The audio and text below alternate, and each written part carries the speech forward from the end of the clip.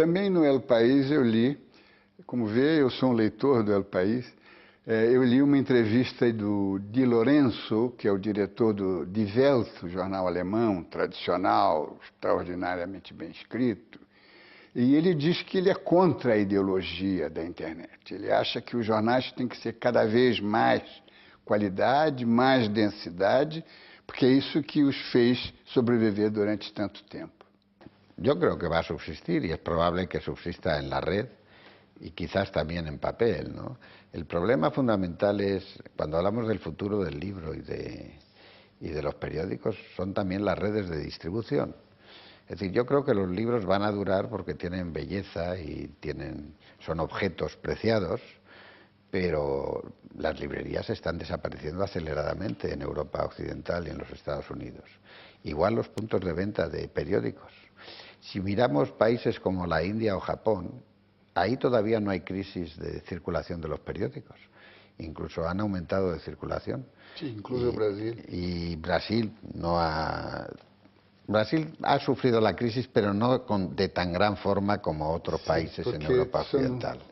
Diarios populares. Sí, pero de todas maneras sabemos que la tendencia no es positiva en esto. El profesor Mayer, que anuncia que en el 2043 desaparecerán los periódicos, lo que anuncia en realidad es que en el 2043 desaparecerán los lectores de periódicos, que nadie querrá leerlos porque los podrán leer en la red, en las tablets, en el iPad.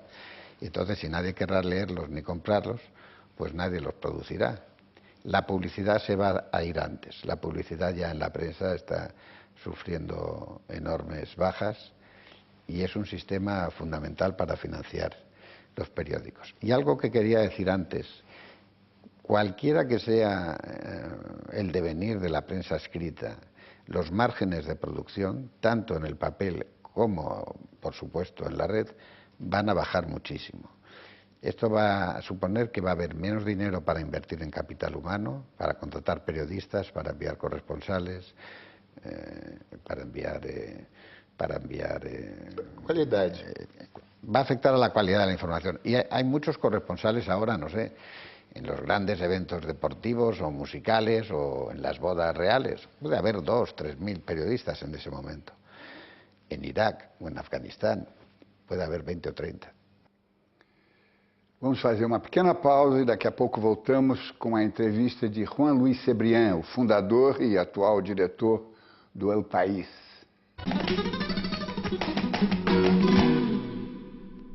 Estamos de volta com a entrevista de Juan Luis Cebrián, fundador e diretor do El País.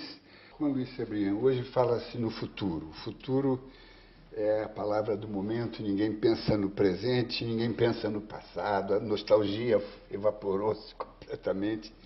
E o futuro é absolutamente mutante. Você escreveu um livro em parceria com Felipe González. O futuro já não é o que era. Foi em 2001, nós estamos em 2010, há 9 anos atrás. O futuro mudou, a sua visão de futuro mudou também? Sí, ese libro lo entregamos a la imprenta precisamente coincidiendo con el 11 de septiembre, el atentado a las Torres Gemelas. Por casualidad. Por casualidad, sí. Y es más, tuvimos que hacer una adenda final para decir que lo habíamos escrito antes, ¿no? El 11 de septiembre marca una frontera muy clara respecto a todo lo que estamos hablando, la transformación de la sociedad civil. Fue un acto de guerra llevado a cabo por civiles contra civiles y además las armas también eran aviones civiles, no había armas convencionales en esa operación bélica. Y por lo tanto es un icono o un emblema, marca efectivamente una frontera respecto al pasado y al futuro. Es normal que la gente se pregunte por el futuro porque hay una gran cantidad de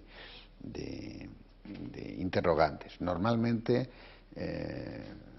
el progreso se hace por acumulación histórica, pero ahora hay mucha gente que piensa que nuestros hijos y nuestros nietos quizás tengan una vida peor que la que hemos tenido nosotros, cosa que no es normal en los ciclos históricos de la humanidad. Por eso yo sí entiendo que es lógico que la gente se interrogue sobre el futuro. Estamos en momentos de enorme cambio. Y decía Octavio Paz, cuando le dieron el Premio Nobel de Literatura, que acababa de caer el muro de Berlín, que con el derrumbamiento del comunismo y del muro de Berlín sabíamos que nuestras respuestas estaban equivocadas, pero que por lo menos teníamos la convicción de que estaban bien hechas las preguntas. Ahora lo que nos tenemos que cuestionar es si están bien hechas las preguntas.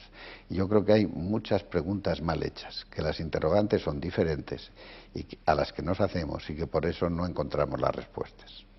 Por exemplo, logo depois da queda do muro de Berlim, veio a burbuja, a bolha da tecnologia, do marketing, da ideia de que o pensamento único, tudo isso é um processo que se desencadeou e tirou a capacidade, me parece, inclusive dos periodistas, de se perguntarem como é que vai ser efetivamente, né? Cambió todo. Yo creo que cambió todo y creo que el problema fundamental es que se han caído nuestros modelos de sociedad, tanto el modelo de la sociedad, el realismo social, el comunismo, o el modelo de la sociedad tradicional capitalista también ha cambiado. Y nos preguntamos cuál será el nuevo modelo, pero a lo mejor nos deberíamos preguntar si es que no va a haber modelos, si es que avanzamos a un mundo fragmentado, sin modelos, en donde sí va a haber un pensamiento único. Google News es el sistema de informar para más del 60% de la población americana.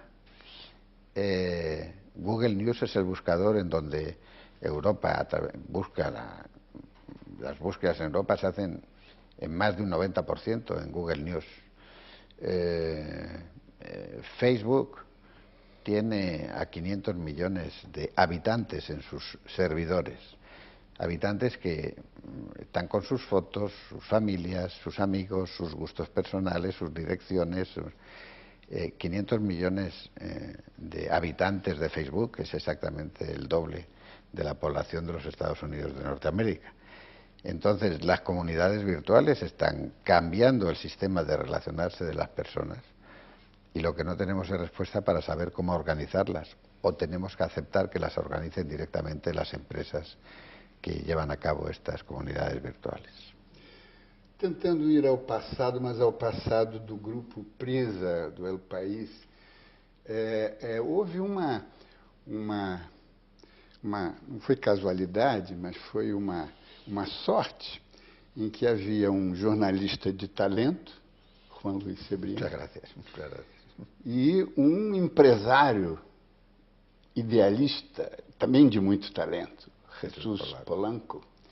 E aí houve uma simbiose perfeita, né? Mas isso não acontece com todas as empresas. Terá sido esse o segredo do sucesso do grupo do El País e do grupo Prisa, né? De juntar dois talentos. Sí, hombre, yo creo que efectivamente hubo más gente. El País es un fenómeno como cualquier periódico colectivo donde hay muchos protagonistas y algunos cuantos tenores, no solo digamos fuerza de trabajo, ¿no? Lo que es verdad es que entre Jesús Polanco y yo se estableció una relación muy intensa, primero profesional, luego personal y humana. Probablemente siempre he dicho que durante esos 30 y tantos años que trabajamos juntos, Jesús fue la persona con la que yo más he hablado en mi vida, y probablemente yo he sido la persona con la que él más ha hablado en su vida, ¿no? Y probablemente con la que también más me he peleado al principio, precisamente porque nos decíamos las verdades, y eso generó una gran complicidad entre nosotros. Una de las cosas que tiene ahora el Grupo Prisa es la ausencia de Jesús, puesto que esa pareja que él y yo formábamos es irrepetible, y Estamos en una transformación del grupo donde la governance del grupo, la institucionalidad del grupo tiene que cambiar, puesto que efectivamente esa especie de ping-pong amistoso que nos traíamos entre él y yo y que hacía funcionar la dinámica del grupo ya no puede existir. Sim, mas agora temos periodista de talento ocupando uma posição empresarial, administrativa. Esse será o futuro da empresa jornalística, talvez. O jornalista, ele sair da redação y... Bueno, yo estoy en tareas empresariales fundamentalmente porque me lo pidió Jesús, y son tareas empresariales estrictamente relacionadas con el periodismo, los medios de comunicación, la creación literaria, el entretenimiento. Es decir, de ninguna manera pensaría yo estar al frente de empresas que no tuvieran que ver con otro tipo de que tuvieran que ver con otro tipo de actividades, ¿no? No soy el primero. Peter Kahn, premio Pulitzer por sus corresponsalías en Polonia durante los años de la transición polaca, fue presidente de Wall Street Journal Dow Jones. El propio Hearst fue creador de sus empresas como periodista. Es decir, no soy el único, aunque es más raro en Europa, pero en fin, en definitiva, llevó adelante la empresa periodística que yo mismo creé con Jesús Polanco, ¿no? Eso me ha servido para descubrir el mundo de la empresa, el mundo de los negocios, que es un mundo casi tan intrigante en el amplio sentido de la palabra, como el mundo político, lleno de conspiraciones por encima y por debajo de la mesa, movido fundamentalmente por la ambición, el poder, pero también movido por el ánimo de crear algo bueno para la sociedad, igual que los políticos les mueve también hacia un servicio a la sociedad. Padece corrupciones similares, ni peores ni mejores, que el mundo de la política, y suele estar además combinado con el mundo de la política en muchas ocasiones. Quiere decirse que desde el punto de vista intelectual y desde el punto de vista de la creación literaria o de la redacción periodística, también mi incursión en el mundo de la empresa pues me ha ayudado a comprender muchas cosas. Esse mundo de intrigas será outra metáfora do bordel? Efectivamente, ¿no? Es decir, los jóvenes de mi generación en los años 60 pues teníamos una visión muy esquemática del mundo, un poco post-marxista, por así decirlo, renovada con las ínfulas de mayo del 68. Yo viví mayo del 68 en París, por pura casualidad. Estaba en un curso en la Universidad de Estrasburgo, y allí me pilló la Revolución de Mayo, y luego la famosa noche de la Sorbona me tocó vivirla precisamente en una casa del barrio latino, viendo Entonces, esa generación prácticamente ha sido destruida, y que efectivamente tenía que ver con todos los grandes cambios y movimientos de los 60, tenía una idea un poco esquemática del mundo. Yo creo que la sociedad se ha hecho más compleja, entre otras cosas porque esa generación era muy eurocéntrica. Siempre hemos pensado más que América era una especie de Europa echada a navegar, en palabras de Jorge Luis Borges.